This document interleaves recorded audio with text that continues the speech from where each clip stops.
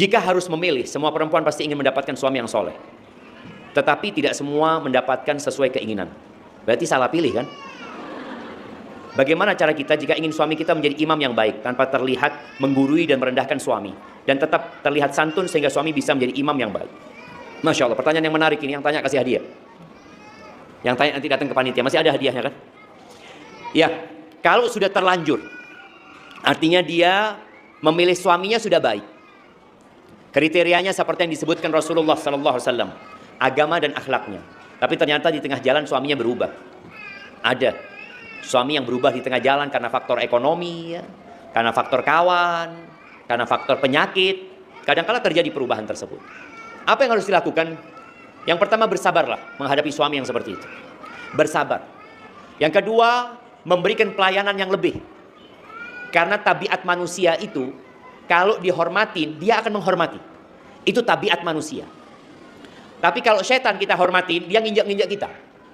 Maka kita disuruh berlindung kepada Allah dari godaan setan yang terkutuk. Tapi menghadapi manusia yang berlaku buruk, kata Allah, idfa' billati hiya ahsan. Balaslah keburukan dengan yang lebih baik. Sehingga dengan itu suaminya semoga akan tahu diri. Engkau berikan pelayanan yang lebih. Subhanallah jamaah. Anda ingat dengan sebuah kisah yang mungkin sebagian jamaah sudah mendengar ya. Seorang syekh yang umurnya kira-kira 90 tahun yang ditanya oleh seorang wanita.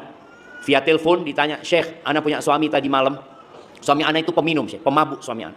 Ana punya anak 5 dari dia. Tadi malam ketika Ana sholat malam, Ana baca Quran, dia datang, Syekh, Quran itu dirobek-robek sama dia.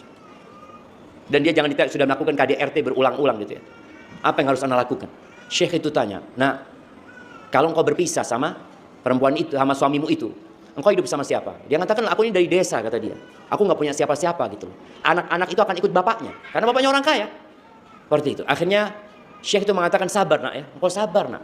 Engkau layani suami dengan baik, doakan dia." Kenapa Syekh ini menyuruh dia bersabar dan tidak gugat cerai? Karena kalau dia gugat cerai, akan tumbuh 6 pemabuk. Karena 5 anak ini akan ikut sama bapaknya. Bapaknya orang kaya, orang fulus. Ini emak nggak tahu apa-apa. Maka Syekh berpikir lebih baik dipertahankan ibu ini bersabar demi menjaga 5 anak itu. Dan subhanallah, setahun kemudian perempuan ini telepon lagi. Dia ngomong, "Syekh masih ingat sama Ana?" Nah, ya dia ngelupa lah. "Allah, Ana lupa," katanya. "Coba engkau kenalkan dirimu. Ana yang cerita sama engkau, Syekh, suamiku yang datang merobek Al-Quran ini dan itu," kata dia. "Iya, aku ingat," kata Syekh. "Bagaimana suamimu sekarang?" Tadi. "Alhamdulillah Syekh, suami Ana sekarang yang buka pintu masjid kalau waktu sholat subuh." Perlu kita berdoa minta sama Allah berikan pelayanan yang lebih sama suami. Ya. Kita kadang-kadang maunya ngasih tahu, maunya menggurui ini dan itu. Kadang-kadang kondisinya nggak bisa. Maka teruslah berkhidmat, lebihkan khidmatmu kepada suami sampai suami akhirnya malu.